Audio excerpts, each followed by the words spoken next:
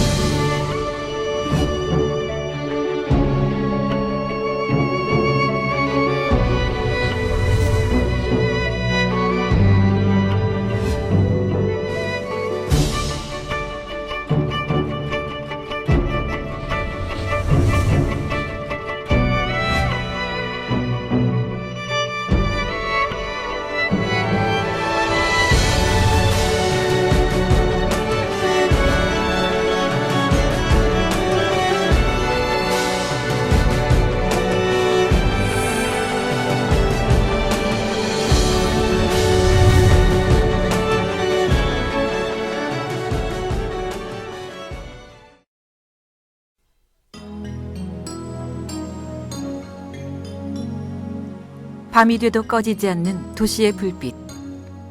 우린 저마다의 사연을 간직한 채 오늘을 살아간다.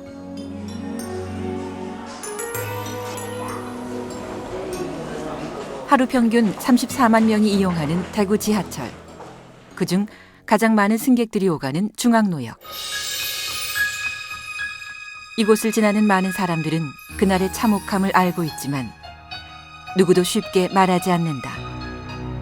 그렇게 침묵의 10년이 흘렀다.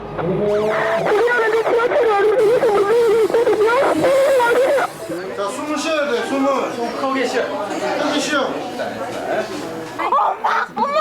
언니야!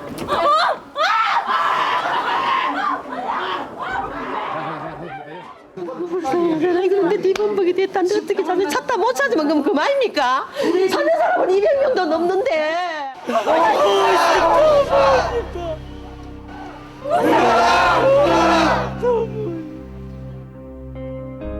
그렇게 우린 사랑하는 이들을 한순간 떠나보냈다. 전 세계에서 발생한 지하철 사고 중 최악의 참사로 기록된 대구 지하철 참사. 사망자 192명, 부상자 151명으로 짧은 시간에 300명이 넘는 사상자를 낸 대형 참사였다. 다시 한번 그때로 돌아갈 수 있다면 이런 참극은 일어나지 않았을까? 우리는 10년 전으로 돌아가고 싶다.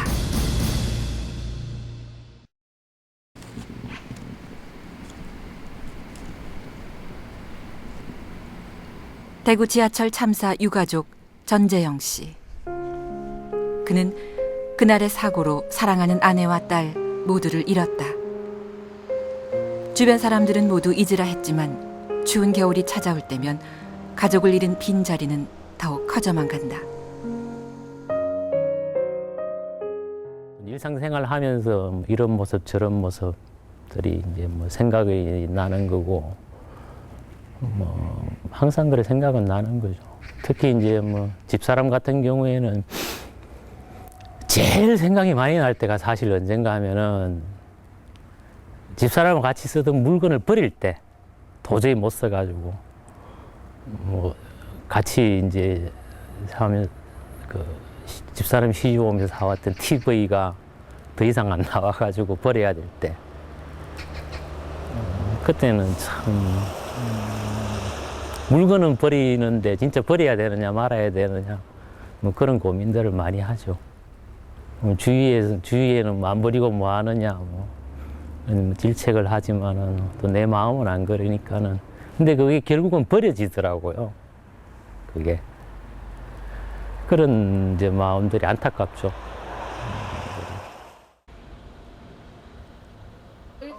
대구 지하철 참사의 또 다른 피해자. 남편은 아내의 밀린 병원비를 내고 있었다. 그날도 평소와 다름없이 지하철을 탔다는 아내. 그녀는 대구 지하철 참사의 생존자다. 집사람하고 이야기 상태가 안 되잖아. 아까도 안 봤습니까? 무슨 뭐 자꾸 가라만 갑니까 이제는 가정사에 대한 이야기도 안 묻는다 관계 될 사람이. 그전에는 참 한참 전에만 하더라도 그래도 집에 가고 싶어 따라나고 이제는 그런 마음도 없어. 아주 멍한 세월만 보내는 그런 상태를 갖다. 아내에게 이상 증후가 보인 건 지하철 사고를 당한 지 6개월이 지나서였다. 몇 차례 정신과 약을 처방받고도 결국 입원을 하게 된 아내. 그녀는 언제쯤 가족의 따뜻한 품으로 돌아갈 수 있을까? 네, 그 환자분은 지금 현재 조현병으로 치료를 받고 계시고요. 자기 개인 위생 관리가 거의 되지 않고 대인 관계도 잘 못 맺으셔서 혼자서 생활하시는 시간이 많으십니다. 그리고 현재 판단력이라든지 현실감도 많이 저하된 상태라서 지금 현재 상태로라면 혼자서 일상생활을 하시는 데는 좀 무리가 있을 것 같습니다. 지하철이라는 밀폐된 공간에서 발생한 뜻하지 않은 화재 사고. 여간은 순식간에 한 치 앞도 볼 수 없는 암흑천지로 변했다. 삶과 죽음의 경계에서 살아 돌아온 생존자. 그들을 기다린 것은 호흡기 손상이었다. 가스 중독이 심한 분들은 두통이나 굉장히 어지러움을 많이 호소를 했습니다. 가끔 이제 의식을 잠시 잃은 분들도 있었습니다. 호흡기 증상은 주로 이제 열 손상 혹은 가스를 많이 흡입하면서 생긴 증상인데 이 목이 굉장히 따갑고 또 기침을 많이 했습니다. 기침할 때는 우리가 보통 보는 가래가 올라오는 것이 아니라 검은 분진이 많이 올라왔습니다. 기침만 해갖고는 그런 분진이 잘 안 올라와서 기관지 내시경 검사를 해서 이같이 분진을 모두 빼내고 있는 그런 모습입니다. 이분은 성대 손상을 받아서 또 성대 후두염이 심한 그런 환자분이었습니다. 어떤 분들은 또 기관지 안에 분비물이 이와 같이 많이 있었고 이런 분비물을 뽑아내니까 이와 같이 또 이 정도 양이 이 정도 많았습니까? 예, 그렇죠. 이런 게 자꾸 생기기 때문에 한 번 할 때마다 또 뽑아내고 반복적으로 기관지 내시경 검사를 해서 뽑아내었습니다.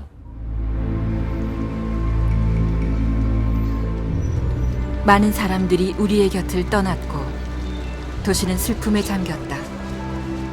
하지만 실제 유가족과 생존자들의 고통은 그때부터 시작되고 있었다. 지하철 참사 사건 이후 진행되고 있는 대구시와 지하철 공사 측의 안이한 대응에 우리는 분노를 금하지 않을 수 없다. 특별재난지역으로 이 지역이 선포돼서 됐습니다. 됐는데 재난지역을 선포하는 뜻은 사후 수습과 복구를 잘하는 뜻과 그 피해를 당한 사람들에게 충분한 보상이 이루어질 수 있도록 중앙정부가 지원할 수 있는 근거를 마련하는 것이니까요. 예, 여러분들 거의 뭐 돈으로 위로될 일이 아니지만 여러분들이 겪은 이 고통에 대해서 정부가 최선의 특별 재난 지역으로의 선포, 그에 따른 보상금 지급. 그렇게 대구 지하철 참사는 언제나 그랬듯 빠르게 수습돼 갔다. 남겨진 가족들과 생존자들에 대한 무관심 속에 이들이 평생 짊어지고 가야 할 심리적 고통에 대해서는 누구도 관심을 갖지 않았다.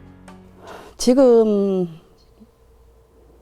지가 그때 꿈꿔왔던 그 생활은 완전 360도 다른 생활을 하고 있지요. 지가 하고 싶었더니 아무것도 못하고 정상적인 직장 생활을 못하고, 첫째는 지가 약을 자기 스스로도 약을 좀 끊었으면 싶어 하는 생각이 간절해요. 그런데 이 약을 안 먹으면 머리에서 쥐가 난다 해요. 머리가 얼마나 아픈지 이 아들은 그냥 머리 아프다 소리를 안 하고 쥐가 난다고 표현을 해요. 그때 2010년도인가요.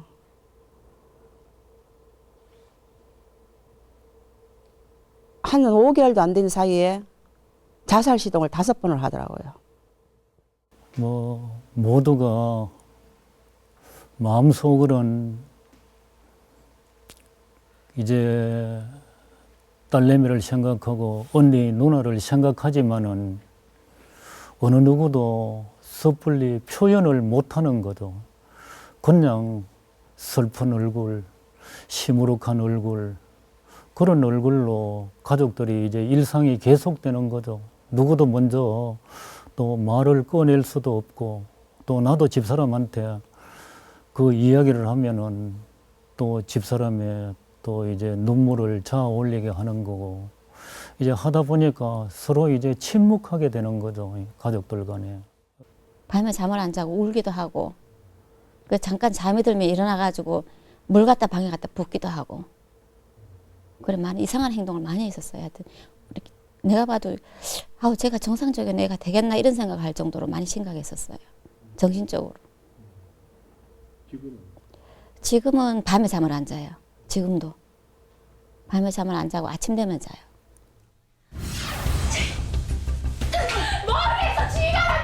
모든 재난 사고의 생존자들은 심리적 충격에서 자유롭지 못하다. 생명을 위협받는 충격적 경험, 그 후에 겪게 되는 불안, 공포의 심리적 장애, 살아서도 생존자들을 끊임없이 괴롭히는 외상 후 스트레스 장애. 이것이 우리가 주목한 PTSD다. 처음에 그 사고가 나서 한 2개월 시점 되어서 그 면담을 하면서 진단을 저희들이 연구팀에서 해보았을 때 한 50% 정도에서 이제 그 대표적인 병이라 할 수 있는 외상 후 스트레스 장애를 겪고 있었습니다. 그 이후에 대략은 한 2, 3년 후, 한 6년 후에 추적 연구를 했을 때 또 역시 한 5, 60% 정도에서 아직도 외상 후 스트레스 장애를 겪고 있었고, 생존자 같은 경우에는 죽음의 어떤 공포를 경험하고 정말 그러니까 삶과 죽음을 넘나드는, 그리고 대형 참사를 목격한 사람으로서 굉장히 아비규환 속에 그 공포심들을 쉽게 이렇게 떨치기 어려웠을 것 같고, 그 경험과 관련해서 반복적으로 재경험되는 것이 있을 수 있고, 그거와 관련해서 또 악몽도 꿀 수 있을 것 같고요.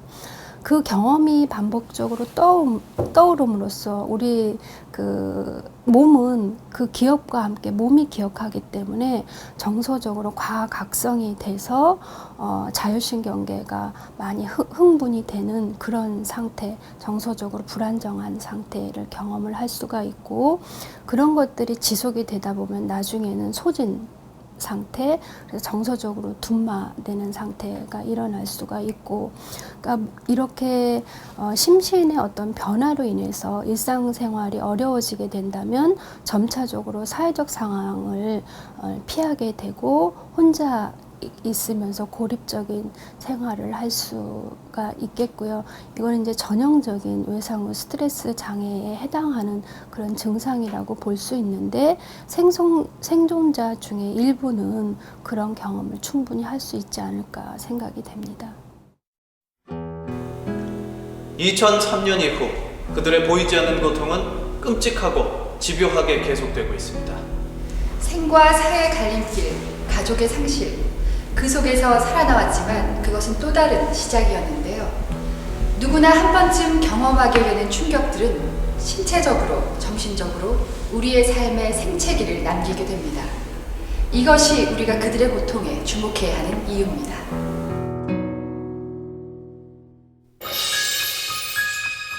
해마다 되풀이되는 수많은 재난들.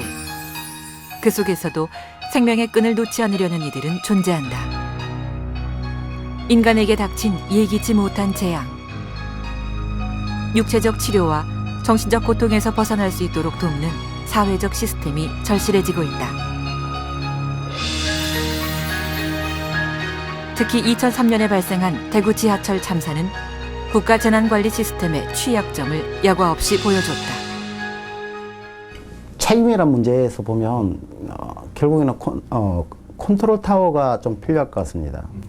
또한 초기 개입, 그리고 위험군이나 환자군 발견, 그리고 필요한 경우에 적절한 치료를 하는 이런 모든 시스템이 포함되어져야 됩니다. 이런 측면에서 컨트롤 타워도 없고 시스템도 존재하지 않습니다. 일부 전문가들이 제안한 관리 매뉴얼은 존재하지만 그 관리 매뉴얼이 자기적으로 해석될 가능성이 높고, 또 초기에는 이렇게 도움을 줄 수 있지만 시간이 지나면 책임 소재가 불분명해지면 실질적으로는 아무도 책임지지 않는 상황으로 갈 것 같습니다. 단숨에 검은 연기로 뒤덮인 도심. 평일 오전 지하철에서 발생한 대형 화재. 우리 사회는 대구 지하철 참사 이후 생존자들이 겪는 심리적 고통에도 조금씩 관심을 갖기 시작했다. 어떻게 보면 2003년도의 대구 지하철 사건이 그나마 심리적 지원이 처음으로 시작이 된 어떤 계기라고도 볼 수 있는데, 그것도 사실 초기에 어느 정도 대응에서만 좀 도움이 됐었지만 실제로 그분에 대해서 장기간 추적하고 그분들에서 어떤 후유증이 나오는지를 끝까지 연결해서 나오는 데는 제가 볼 때는 실패했다고 볼 수 있을 것 같습니다. 지난 10년간 대구 지하철 참사의 유가족과 생존자들은 사회 무관심 속에 방치됐다. 대구시는 사고 수습을 물질적 보상으로만 끝내버렸고, 생존자와 유가족들의 심적 고통, 정신적 후유증에 대한 관심은 갖지 못했다. 그 사고가 워낙 크기 때문에 어떤 질병이 나타날 것인지, 또 어떤 후유증이 남을 것인지에 대해서 대구시가 사전에 철저하게 조사를 못한 거죠, 사실은. 조사를 못하고 그 당시에 그냥 그저 보상을 해준다면 급급해가지고 사후의 문제는 전혀 생각을 하지 않는 것 같아요. 행정적으로 보상하고 이런 것은 단시에 빨리 처리하고 문제를 덮어버리려고 하는 그런 식으로 속전속결을 하려고 하는데, 실제로 그 외상후 스트레스 장애라는 것은 10년이고 수십 년 후에도 반복될 수 있는 거기 때문에 그런 여지를 열어놔야 될 겁니다. 물론 빠른 보상으로서 당장 그 어려움을 갖다 극복하는데 치료라든가 이런 데 도움을 얻을 수 있는 보상이 되는 것도 필요합니다. 그래서 속전뿐만 아니라 뒤에 후유증까지 생각해가지고 어떤 장기적인 어떤 프로그램을 갖다가 운영해야지만 되지 않을까, 이렇게 생각을 합니다. PTSD는 초기엔 아무런 증상이 없더라도 시간이 지남에 따라 갑자기 나타날 수 있다. 그만큼 평생 안고 살아가야 할 마음의 상처가 크다는 것을 의미한다.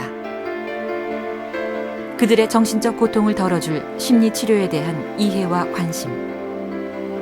우리 모두가 풀어야 할 과제로 남아있다.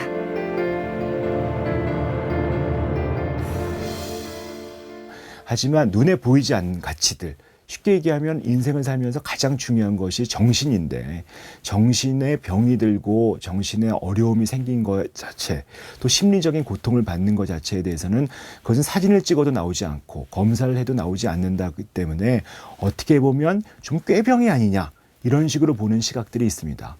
그러다 보니까 어떤 신체적인 질환에는 보상을 하지만 정신적인 질환에 대해서, 특히 PTSD 같은 어떤 재난 이후에 겪는 고통에 대해서는 무심하고 배상도 제대로 이루어지지 않거니와 나아가서 치료조차도 제대로 받을 수 없는 그런 상황이 벌어지는 수가 굉장히 많습니다. 충격적인 외상을 경험한 사람들은 뇌에 손상을 입는다. 대구 지하철 참사 생존자들을 대상으로 한 뇌 영상 연구를 보면 참혹한 경험이 안긴 극단적 스트레스가 뇌 신경 회로망을 위축시켜 뇌의 기능적 변화를 가져온 것을 알 수 있다. PTSD가 단순한 정신질환, 심리적인 문제는 아닌 것이다. 우리가 손을 다쳤을 때, 이 손을 다쳤을 때 손이 아프니까 되도록이면 안 움직이려고 들잖아요. 근데 안 움직이고 한 달 있으면 이건 굳어집니다. 그렇기 때문에 나중에는 물리치료를 받아야 돼요. 그런데 뇌가 너무나 무섭고 힘드니까 뇌의 한 일부분이, 그러니까 들어갔었을 때 뭐 해마나 뭐 이런 쪽에서 이걸 처리하려는데 너무 끔찍하니까 그냥 가만히 있어요. 놀래가지고 가만히 서 있어. 대상회라는 이런 뇌의 부분들에서 정보 전달을 안 해요. 정보 전달을 안 하니까 다른 데 처리할 수가 없게 되잖아요.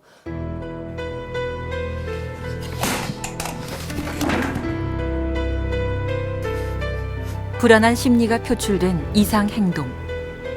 정신질환에 대한 편견과 부정적인 시각은 이들을 더욱 움츠리게 만들었고, 정서적으로 고립된 이들은 그렇게 방치되었다. 지금 봐서 보면은 그분들한테 초기에 3개월, 6개월 안에 남들이 이상하다고 볼 수 있는 증상들 있잖아요. 그것이 정상이라는 걸 믿도록 하는 기간이 필요해요. 그리고 그런 것들을 믿도록 할 수 있는 전문가를 훈련할 필요가 있죠. 그런 증상이 아주 유명한 용어로 비정상적인 일을 경험했을 때 인간이 보일 수 있는 정상적인 행동으로 만들어가고 그것을 일반인한테 교육시킬 필요가 있죠. 저 사람들이 이상한 게 아니라 저 일이 이상한 거니까. 그게 우리 사회에서 가장 중요한 거라고 저는 생각합니다.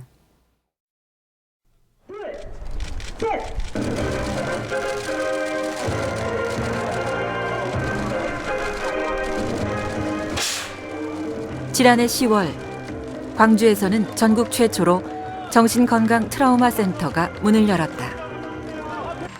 과거에 비해 심리치유에 대한 국민적 관심이 높아졌음을 보여주는 대목이다. 어떤 분은 아픈 과거는 잊자고 말하지만 있는 것으로 고통이 치유되지는 않습니다.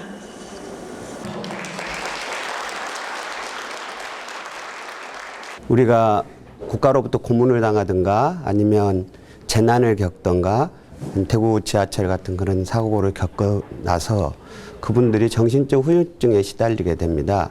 이 사회의 관심과 지지들 속에서 집중적인 상담, 치유, 그 다음에 지원하는 사업들이 있어야만이 그 재난이라든가 고문의 후유증을 털고 다시 정상적인 사회로 복귀를 할 수가 있어서 중요한 일입니다. 광주 트라우마 센터를 이끌고 있는 강용주 박사. 1980년 5월 당시 고등학생이었던 그는 구미 유학생 간첩단 사건에 연루돼 무기징역형을 선고받고 최연소 비전형 장기수로 14년을 복역했다.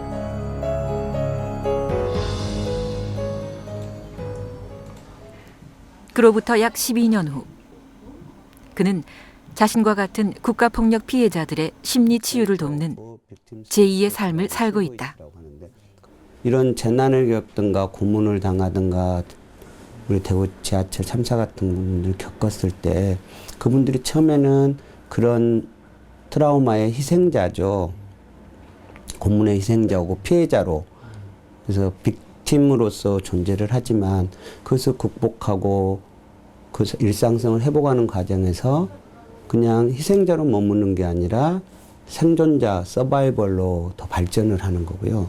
또 그런 것들이 치유하고 사회적 관계도 점점 회복하면 그 상처, 고통을 딛고 더 성장을 하는 포스트 트라우마틱 그로스, 그래서 외상후 성장이라고 이야기를 하는데 그렇게 발전을 할 수가 있다라고 저희들은 생각을 하거든요. 상처 입은 이들을 감싸 안으려는 사회의 움직임. 우리는 다시 제주 4.3 사건 피해자들의 아픔에 관심을 갖기 시작했다. 가장 심각한 문제는 그 희생자와 그 희생자의 유족들, 그리고 이 당시에 이제 장애 당한 사람들, 그분들이 그 외상후의 스트레스 때문에 그 되게 정신적인 고통을 당하고 있고, 여러 가지 연구조사 결과도 광주 5.18에 비해서 이제 훨씬 더 심각하다. 그리고 이 규모 면에서 훨씬 크다. 제주에는 더 심각함에도 불구하고 그 트라우마 센터를 못 만들어서 이제 법을 통해서 그 트라우마 센터를 만들려고 하고 있습니다. 이런 것들. 20년 만에 다시 열린 근현대사에 남을 최대의 비극, 제주 4.3 사건. 남한의 단독 정부 수립을 반대하는 주민들에 대한 무차별 학살이 자행된 가슴 아픈 역사. 아직도 치유받지 못한 마음의 상처, PTSD는 결코 시간이 해결해 줄 순 없다. 그러니까 PTSD를 치료하지 않으면 우울증이나 다른 합병증이 굉장히 많이 생기잖아요. 합병증이 많이 생기면 이 사람들이 직업 능력 상실되고 사회에서 기능이 상실되고 결국에는 이게 사회의 어떤 그 부담으로 다가오게 되잖아요.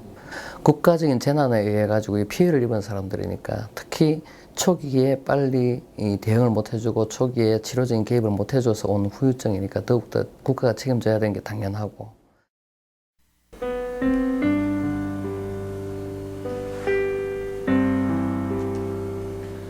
재난은 우리에게 많은 것을 시사합니다. 자연재해뿐만 아니라 대구 지하철 참사와 같이 우리 주변에 상존하고 있는 재난과 재해. 과연 우리는 어떻게 대처해야 할까요? 일찍부터 재난 재해에 대비한 사회 기반 시설을 구축해온 미국.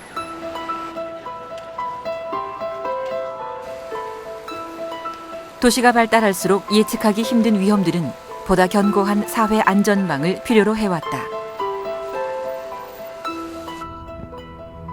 재해와 재난으로부터 안전한 사회.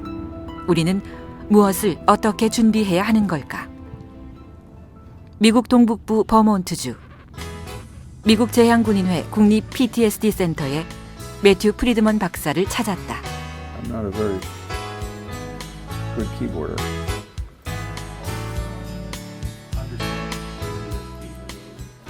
Well, the history of the National Center it really goes back to the 1980s. Already in the late 60s and the 70s, when the Vietnam veterans were coming back, and what they were complaining about really was not in mainstream psychiatric diagnoses. They seemed very depressed, but they didn't have depression. They were having these strange episodes, PTSD flashbacks, but they weren't schizophrenic or psychotic. 천재지변, 사망, 심각한 상해 등 위협적인 사건 이후에 나타나는 여러 가지 증상들. 베트남 전쟁 이후 전쟁의 참상을 겪은 이들에게서 나타나는 이 일련의 증상들로 PTSD는 주목받기 시작한다. If you actually go back, PTSD has had many different names since the mid 19th century. It's called soldier's heart, or war sailor syndrome, or battered wife syndrome, or rape trauma syndrome. As I said, whether it was rape or war or whatever, that the symptoms all seem to look the same. So they came up with a diagnosis that instead of emphasizing the cause. So in 1980, PTSD was born as an official diagnosis. And since that time...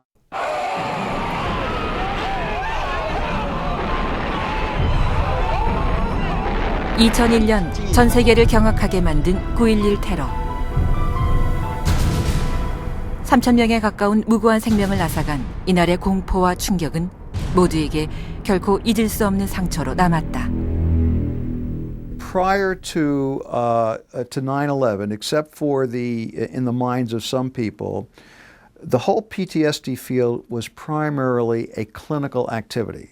It was a traditional doctor-patient relationship. You know, someone is upset, they come to see a psychologist or a psychiatrist, they get treatment, and then they go home. And I think that what the disaster, particularly 9/11, made people realize was that one has to think about PTSD in a public health perspective too. How do you protect the populace? You know, in the same way that we try to vaccinate people against diseases that they're going to be exposed to down the road. How can we prepare the populace ahead of time as much as possible? And what can we do in the immediate aftermath so that we can help people access their coping skills and get past that?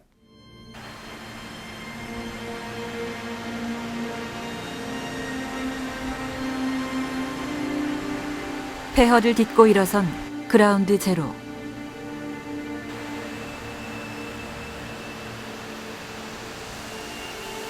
희생자들을 추모하기 위해 세워진 공간. 그곳엔 여전히 그날의 아픔과 슬픔이 흐르고 있다. 우리는 그곳에서 9.11 테러로 목숨을 잃은 한 소방대원의 어머니를 만났다. Yeah, my son, 42, 3 children. I never wanted to come here, but my friend came from Colorado, and I wanted to escort her, you know, so I came. But it's beautiful. You like it? They're all always with us. You know, they're not dead. They're with us.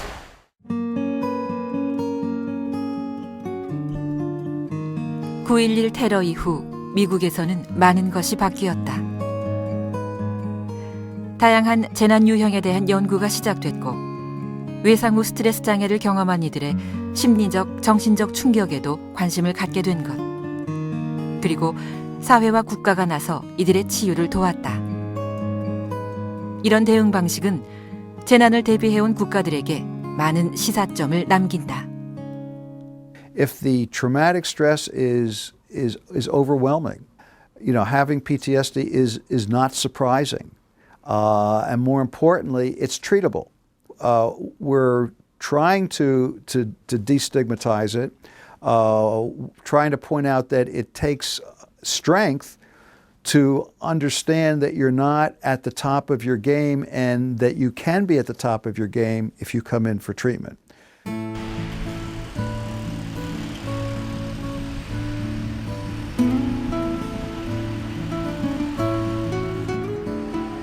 이제 미국에서는 연구소와 대학 등 다양한 곳에서 재난 대응 연구가 활발하다. 군의관을 양성하는 국립대학 CSTS 트라우마 스트레스 연구센터는 1987년 설립 이후 각종 재난에 노출된 이들을 위한 연구를 진행 중이다. In studying the victims, we learned a great deal about the course of illness, that PTSD changes over time. You can have it in 1 month, not the next, and then have it again later. We also learned about what we call the trajectories of the illness and disease. How long does it take to recover? What % of people may recover? 9.11 테러 이후 PTSD 연구는 더욱 활발해졌다. 직접적인 피해자는 물론 관련된 이들의 정신적 치료에 대한 좀 더 실질적인 연구가 이루어진 것. 이러한 연구는 건강한 개인 없이 건강한 사회를 논의할 수 없다는 인식에서 출발한다. One of the big areas for disaster like the subway is what we call traumatic grief. Although traumatic grief isn't yet a diagnosis, there are many people that think it should be. It is grief that one doesn't recover from. So it's not only those who survived and developed PTSD, but of course the families of those who lost someone, and then the friends of those families who can experience the grief as it echoes through the community after such a big loss. 재난을 경험한 대다수의 사람들은 PTSD에 시달린다. 특히 참혹한 광경을 가장 가까이에서 접하는 이들의 경우 더욱 심각한 증상들을 겪게 되는데, 이러한 심리적 정신적 충격과 고통을 극복하고 일상생활로 복귀할 수 있도록 돕는 것이 바로 PTSD의 연구 목적이다. Another group that we want to remember in times of disaster are the first responders, the police, the firefighters, and those who are asked to recover the bodies after a disaster. They experience a tremendous degree of stress and do develop post-traumatic stress disorder because we think those people, firefighters, police, and those involved with body recovery, do it for their everyday work. But they also develop PTSD. And caring for them is an important part also of sustaining our communities.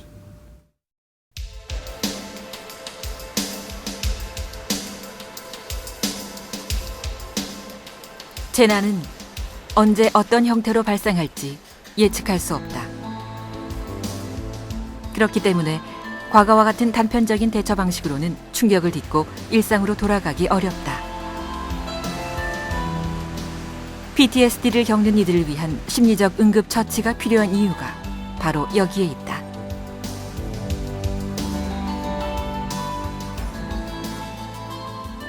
It includes a number of principles that are applied, including connecting people to each other, ensuring their safety, maximizing their sense of hope, increasing their sense of what we call self-efficacy, which means I can recover, I can do it on my own, I can do it.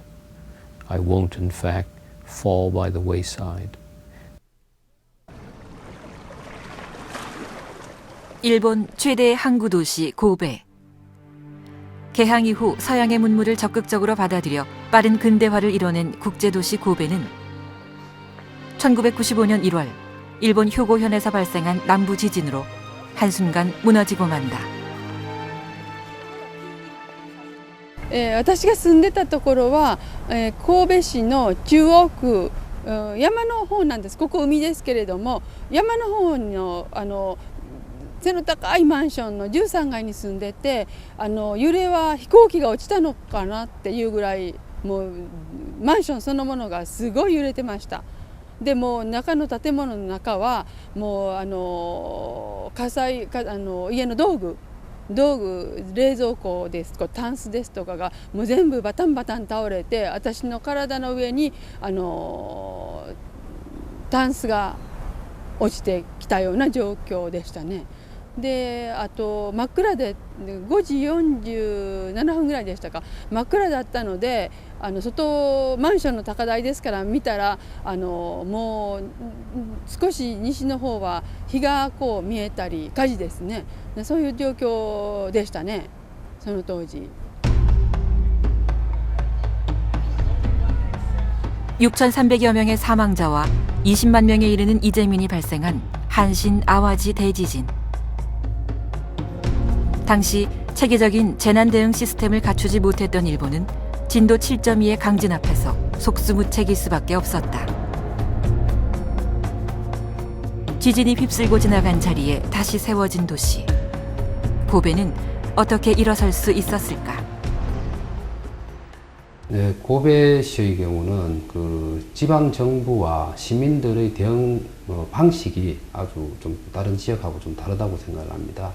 고베시를 포함하고 있는 효고현은 오사카부와 마찬가지로 칸사이 간서 지역의 광역단체 중에 하나입니다. 그래서 칸사이 지역에 12개의 지방자치단체가 있는데 거기에 광역연합이 형성이 되어 있습니다. 그 연합의 회장이 효고현 지사가 맡고 있고 그 지자체 12개 간의 협력 사업의 가장 중점적인 분야가 재난 방제 분야입니다. 그걸 보더라도 지방정부 차원에서도 방제 분야를 가장 중심을 가지고 있다는 걸 알 수가 있고 다른 일본 지역의 어떤 지역보다도 고베시, 효고현의 경우는 아주 구체적이고 실질적인 대응을 하고 있다고 할 수가 있습니다. 시간이 멈춘 듯 비스듬하게 서 있는 가로등. 고베항에 위치한 메모리얼 파크에는 1995년 1월 17일 당시 모습이 그대로 재현돼 있다. 처참하게 파괴된 부둣가에서 그날의 참상을 느낄 수 있는데 지진은 순식간에 고베항을 삼키고 고베시 전체를 무너뜨렸다.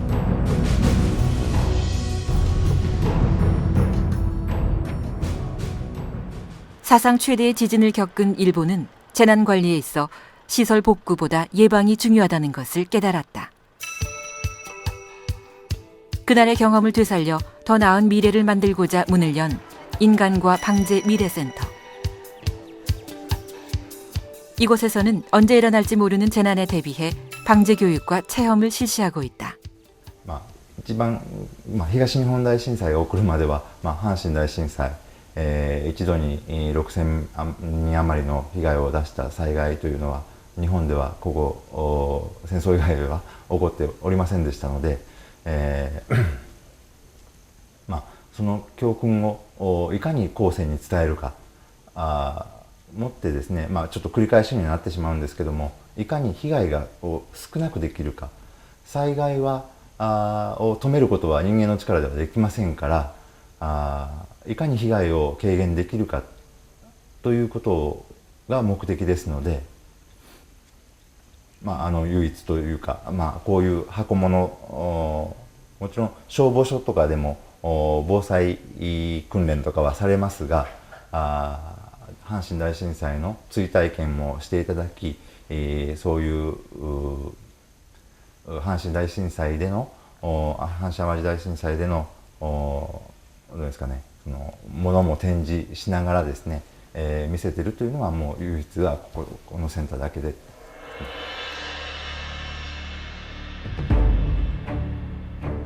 지진이 지나간 자리. 고베시에 남은 건 절망뿐이었다. 참혹했던 당시의 모습을 여과 없이 보여주는 전시관. 무너져 내린 건물과 뼈대만 남은 가옥들. 마치 영화의 한 장면처럼 도시는 폐허로 변했다. 하지만 곧 그들은 지진의 상처를 딛고 다시 일어섰다. 더 철저히 대책을 세우고 방제 시스템을 발전시킨 결과 일본은 지금 세계적인 방제 강국이 되었다.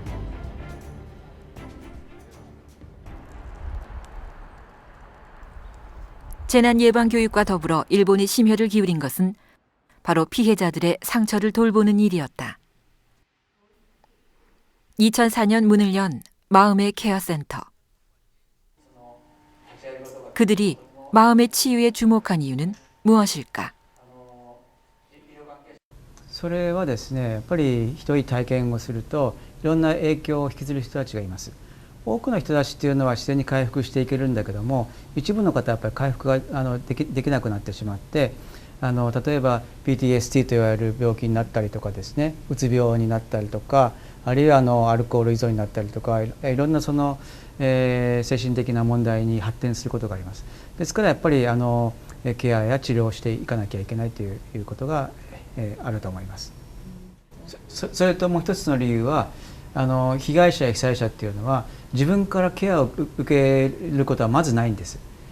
例えば精神科の診療所に自分の方からこう行って私はその被害を受けてとても苦しいんだけどなんとかしてくれってことはあまりおっしゃらないことが多いんですね。だからやっぱりその社会的にそういったことが必要だってことを言うためにはやっぱりこういう心のケアというふうなキャッチフレーズのもとにですね、いろんなそのサポートを提供する必要があるわけです。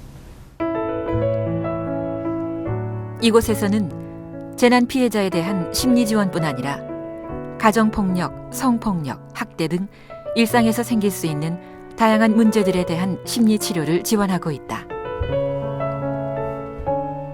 치료는 거창한 것이 아니라 그들의 이야기를 들어주는 것에서부터 시작된다. ここがカウンセリングルームになっていて、鍵がかかっています。なぜかというと、被害を受けた方だと鍵がかかってないと怖いっていう方が多いので、最初来られたらここのインターホンを押します。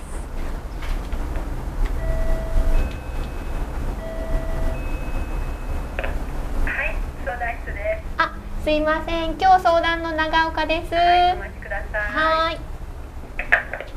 ここで言うと中からスタッフが出てきてくれます。はい、お待ちしてました。どうぞ。ありがとうございます。お邪魔します。こっちに待ってもらったらいいかな。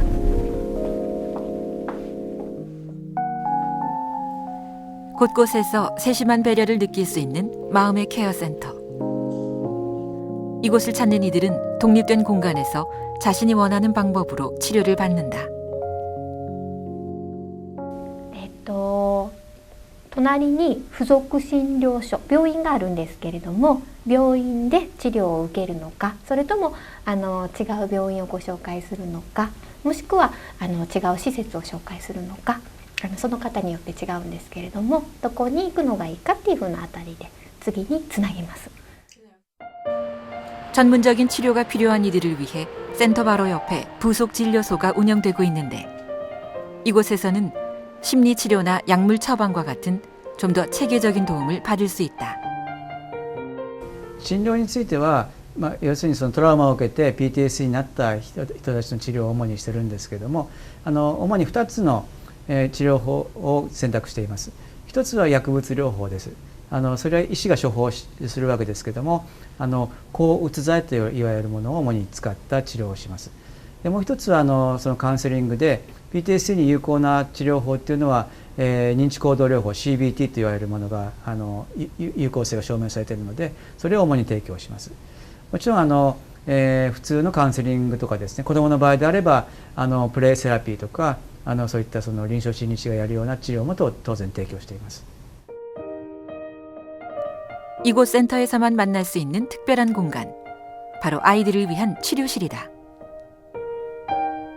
아이들의 눈높이에 맞춰 꾸며진 공간에서 그들의 세심함을 엿볼 수 있는데 이런 작은 배려가 심리치료에 대한 거부감을 줄일 수 있지 않았을까. ただ日本でもやっぱり普通の人の感覚としては精神科とか心療内科に行くっていうのはとてもなんていうかな屈辱的なことです。あんまりそういったところには行きたくないし、社会的にも色眼鏡で見られるようなことになるので、みんな抵抗感を持っています。ただやっぱりものすごく辛くて自分ではどうしようもない場合には最近は精神科や心療内科に来る人たちも増えています。でその中で被害者、トラウマの被害者っていうのはですね、非常に独特な行動の対処の方法をとってというのがいくらしんどくてもですね、なかなかこういったところに相談に来ようとはしないです。なぜかっていうと、来るとその辛いことを話さなきゃいけないので、話すのがとても嫌だからなかなか来ようとしないというのがそれは現実にあることです。ただもちろんさっきのご質問のあった心のケアという言葉を使っているので、少しそういうイメージを和らげている効果はあるとは思います。 재난을 예방하는 것은 기억하는 것에서부터 시작된다. 2차 세계대전 이후 최악의 재난으로 기록된 한신 아와지 대지진을 이겨내고 일본은 방제 선진국으로서 안전한 도시를 만들어가고 있다. 그날의 경험을 씨앗으로 고베시에 피어난 희망, 재난으로부터 배운 값진 교훈이다. そうですね。災害とか大きなその列車事故のようなものっていうのはそんなにめったに起こるものではないですけども、世の中社会にはですねトラウマを受ける出来事っていうのは溢れていて、例えば暴力とか犯罪とか家庭内暴力 DV とかですね、あと子どもの問題としては虐待の問題もあるし、あといじめの問題なんかもあります。そういうふうにそのトラウマを受ける出来事っていうのは世の中にたくさんあるので、やっぱりどこかにその、きっかけとなるような拠点ができることによってこの問題に非常に関心が高まっていくので、作っていくことはとても意味があると思います。일본 효고현의 마음케어 센터. 사회가 적극적으로 개인의 치유를 돕는 모습이 인상 깊은데요. 아무리 시간이 지나도 예전과 같을 순 없습니다. 시시때때로 강한 분노와 그보다 강한 슬픔이 찾아오지만 두 개의 얼굴을 지닌 야누스처럼 고통과 치유 그리고 성장은 우리 안에 함께 있습니다.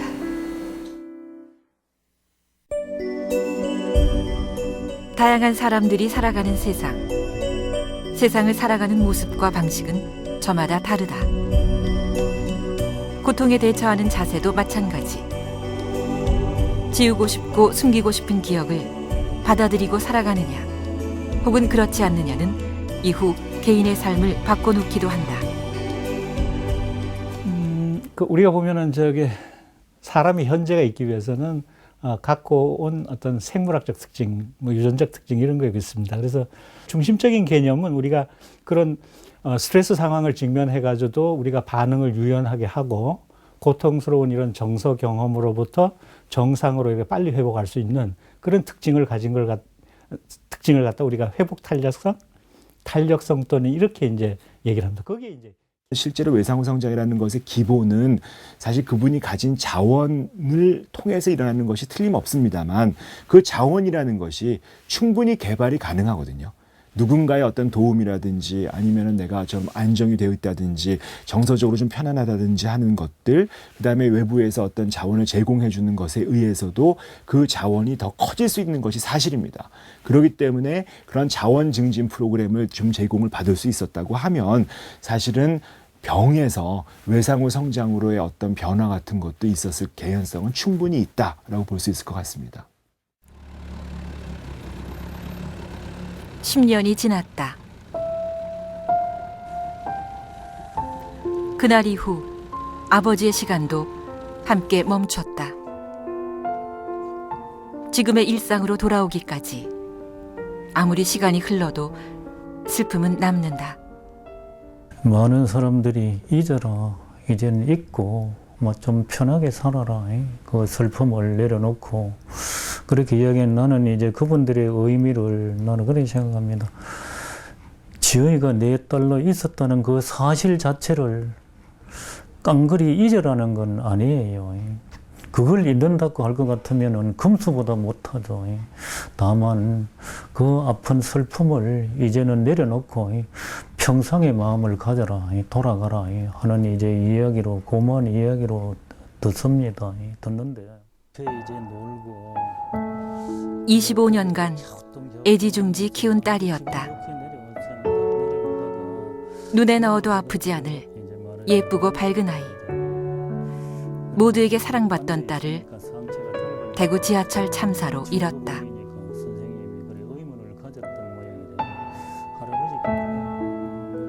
수학 선생님을 꿈꾸던 지은이는 그렇게 가족의 곁을 떠났다.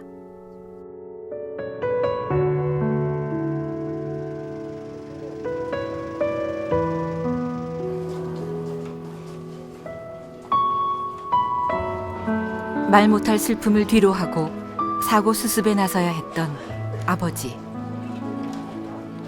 기막힌 딸의 죽음 앞에 그는 아무것도 할 수가 없었다. 소리내어 울 수도 없었다. 그저 어린 시절부터 녹음해온 딸의 목소리를 듣고 또 들었다. 너희들 친구 중에 너희들 어릴 때 목소리를 녹음해준 엄마 아빠가 있더나 이런 이제 농담도 하고 그랬는데 뭐 이래 될 줄은 국민들 생각에 대해서는 청천벽력이죠.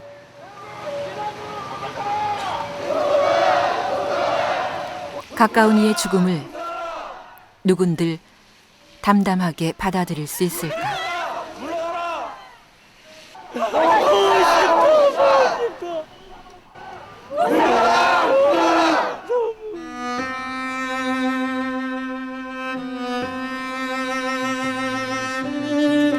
참사 이후 아버지는 딸의 억울한 죽음을 위해 정신없이 뛰어다녔다. 대체 상처는 언제 아무는 것일까?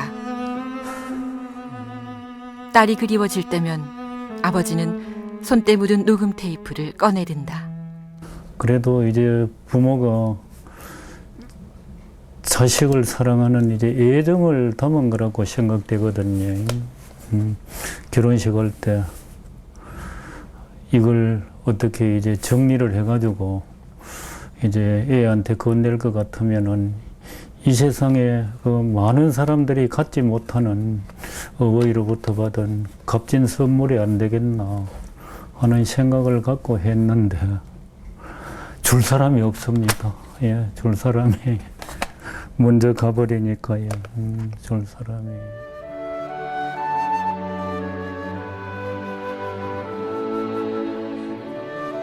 아버지는 딸의 일기를 한 권의 책으로 펴냈다.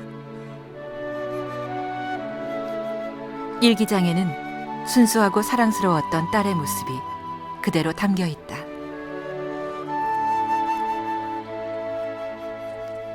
아직도 해결되지 않은 많은 문제들. 꽃다웠던 딸의 죽음이 허무하게 잊혀지지 않도록 아버지는 오늘도 마음을 다잡는다.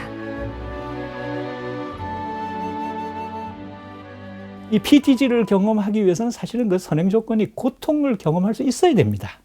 그래서 그 고통을 회피하지 않고 그 고통스러운 경험을 갖다가 하나의 그 전환점으로 삼아서 자신의 삶의 중요한 의미를 갖다가 찾는 것이 필요하다고 생각합니다. 그래서 그 외상후 스트레스 장애로 갈 수 있었던 사람들도 적절한 심리 치유 프로그램만 거쳤으면 그 회복 탄력성을 뛰어넘어서 외상후 성장이라는 그런 좋은 성과를 갖다가 얻을 수도 있는 가능성도 생각해 볼 수가 있습니다.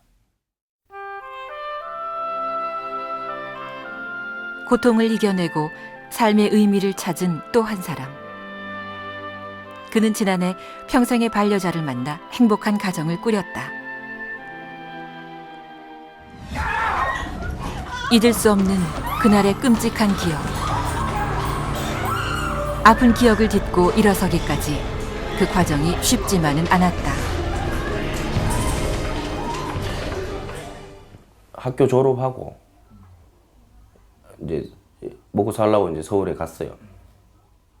서울에 가니까 이 서울에는 지하철 안 타면 이동 순환이 안 되더라고요. 구했던 타야 되잖아요. 먹고 살려면 타야 되니까.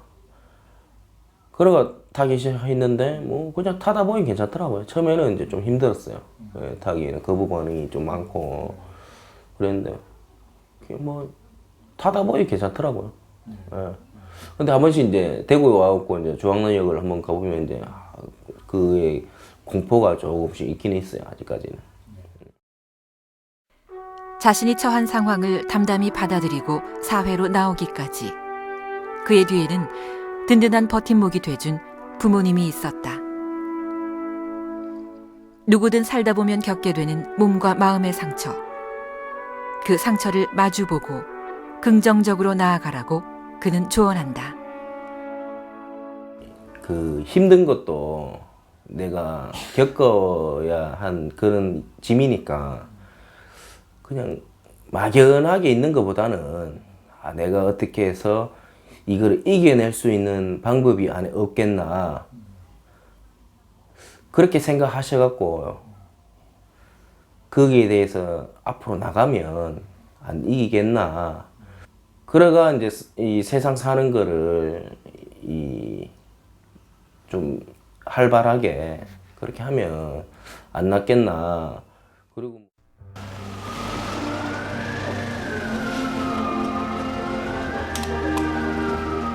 2003년 2월 대구 지하철 참사, 그리고 151명의 생존자들. 그들은 죽음의 문턱에서 가까스로 살아남았다. 이제 죽었구나. 너무 깜깜하니까 여기를 어떻게 나가나? 그런 생각을 하다가 저는 이제 렌즈를 떠서 남들보다 눈이 덜 타는 거예요. 그래서 눈을 뜨고 빛을 따라서 가다 보니까 광고판 있잖아. 그게 보여서 이제 벽을 짚으면서 가다 보니까 밑에 비상구 불빛이 보이더라고요. 그래서 비상구 돌렸더라고요. 힘겨웠던 당시 상황을 또렷하게 전해주던 또 한 명의 생존자. 제작진은 어렵게 그녀를 찾았다. 끝내 인터뷰를 거절했지만 우리는 그녀의 이야기에 귀 기울일 필요가 있다. 이분의 경우에는 저희 제작진이 10년 전에 지하철 참사 다큐멘터리를 만들면서 유일하게 생존자들 중에서 인터뷰를 하신 분입니다. 그래서 이분의 경우에는 극구 인터뷰를 사용했었지만은 이분의 얘기는 자신의 아주 고통스러웠던 기억들, 그러한 이제 과거의 아픔들을 들어줄 만한 분들, 아니면 가족 중에 어떤 분들, 아니면 또 다시 다른 사람들이 있었다는 것이죠. 그래서 자신의 아주 고통스러웠던 참혹했던 기억들을 자기 스스로 객관화시킴으로 인해서 그 고통 후유증으로부터 조금 더 빨리 벗어날 수 있었던 것이 아니었나, 이렇게 얘기를 전하고 있었습니다.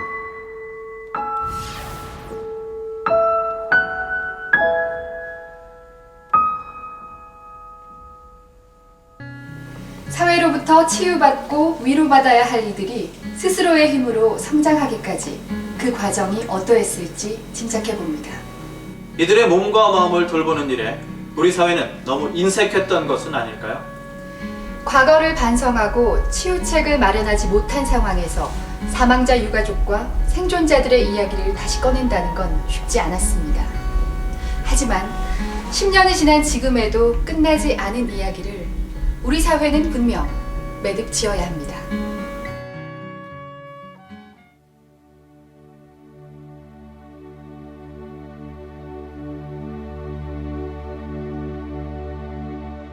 현장의 어떤 분위기를 봤을 때는 수많은 사람들이, 현장 상황은 수많은 사람들이 모여있게 됩니다. 의료진만 있는 게 아니라 행정을 하시는 분, 그다음에 구조국을 담당하시는 소방, 그다음에 경찰, 이런 수많은 사람들이 한 곳에 모여있기 때문에 그런 사람들 간의 커뮤니케이션이 상당히 중요한 부분인데, 이제 그런 부분에 있어서 약간 조금 저희들이 좀 미숙하지 않았나. 또한 그 당시에 현장 사고가 나서 조기에 구조된 분들은 대부분 비교적 좀 경한 환자분들이 많으신데, 그런 분들이 주변 대구 지역에 있는 대학병원으로 먼저 이송이 되다 보니 나중에 구조된 분들은 오히려 더 중한 환자임에도 불구하고 이미 대학병원급으로 다 이송이 되다 보니 포화 상태라서 더 먼 병원으로 후송되는 경우도 있었습니다. 따라서 그때 우리가 좀 더 적절히 이런 사항들을 미리 인지를 하고 환자의 어떤 중증도에 따른 선정이라든지 재배치를 했었다면, 지금도 만약에 지하철에서 화재가 발생을 한다 하면은, 아니 PD 좀 물으신 분도 어디로 가실랍니까? 위로 지상으로 올라오실랍니까? 밑으로 가서 그 선로 쪽으로 내려가실랍니까? 저 같은 경우에도 위로 보편적으로 이제 사람 심리가 전부 다 이제 위로 지상으로 올라오는데, 그때도 최고 아쉬웠던 점은 저는 그래갖고, 우리도 이론적으로 연돌 효과를 해갖고 이제 불을 피우면은 연기라도 열기가 위로 올라간다 하는 그런 다 알고 있는데, 최고 아쉬운 점은 지금도 마찬가지고 그 당시에도 하는 게, 참 사람들 임명 대피를 할 때 왜 자꾸 위로만 뛸락 했을까? 만약에 서울 같은 데도 환승역이 있다고 치면은 중앙 환승역에서 지상으로 뛸락 하면 더 힘들 거고, 밑으로 내려가 선로 쪽으로 뛰어간다 대피를 한다면은 생존율은 그게 100% 더 안 맞을까요? 모두가 공범이고 모두가 희생자다, 이런 인식이 필요하다고 저는 생각합니다. 모두가 공범이라는 것은 이제 단순히 방화범이 불을 질렀기 때문에 192명의 희생자, 148명의 부상자가 발생했다. 이거는 너무나 책임을 전가하는 거다. 그 일반인의 책임도 저희들은 분명히 있다고 봅니다. 아까 말씀드린 것처럼 만약에 우리가 나 아닌 내 이웃에 조금이라도 더 관심을 갖고 애정을 쏟았다면 사회 부정자 됐건 아니면 사회 불만을 갖고 있는 사람이 되었건 그분들이 자신의 불만을 해소하고 사회에 적응하는데 조금 더 선택지가 넓을 수도 있었지 않았을까. 그랬다면 그분들이 그러한 시도를 하는 일도 줄어들 수 있었다라는 측면에서 본다면 우리 모두가 공범자의 한 사람이다. 그러니까 모든 종류의 재앙이 있었거나 재난이 있고 나면 그 다음에 남는 건 갈등입니다. 자연재난이건 인적재난이건. 대구 지하철에 아직까지 남아있는 갈등이라고 하는 건 초기의 정부가 빨리 유가족이 됐건 생존자가 됐건 보상 처리하고 여기서 마감했으면 좋겠다 라고 하는 걸로 해서 처리했기 때문에 이 문제가 아직도 남아있다고 생각을 합니다. 그러니까 개인 능력에 맡긴 거죠. 네가 적응 잘할 수 있으면 더 남고 우린 돈 주고 끝낼게. 그리고 돈 주고 끝냈는데 왜 자꾸 문제 제기해? 라고 해서 자기의 우리 공동체가 가져야 할 어떤 나눔의 책임 그런 것들을 당사자들한테 떠넘기지 말자는 거죠. 그게 우리가 준비해야 될 굉장히 중요한 요소라고 생각을 합니다. 그 다음에 또 하나는 재난에서 일어난 생존자거나 피해자나 유가족들이 그 당시에 보여주는 행동이 병이라고 생각하지 말자는 거죠. 디스오더라고 보지 말고 너무 이상한 일을 겪었으니까 그 이상한 일을 처리할 기간 동안의 행동은 다 정상이라고 하는 그런 너그러운 태도를 가져야 된다. 그리고 그분들이 적응할 수 있도록 돕는 과정이 필요하다.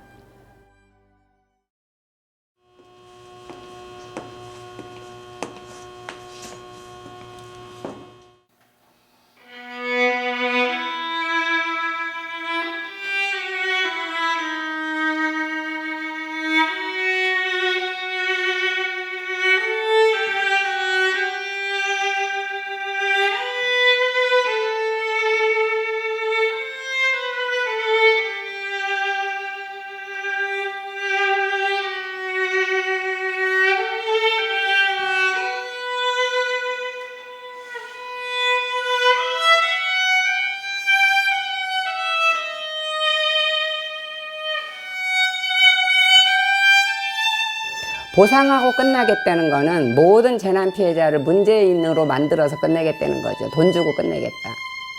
도와줄 수 있는 사람들을. 그리고 자신의 삶의 이야기를 갖다가 긍정적으로 할 수 있는 이런 사람을 만들어주는 데 목표가 있다고 봐야지 될 겁니다. 거기에 아마 심리치료 프로그램들이 효과가 있을 거라고 생각을 합니다. A 10-year anniversary brings back feelings and thoughts of the event for both the families and the nation. There was much to learn after the subway disaster, many improvements to make for both our technologies as well as for our delivery of healthcare. And it's important that we always learn after every disaster so that we can be better prepared for the next one.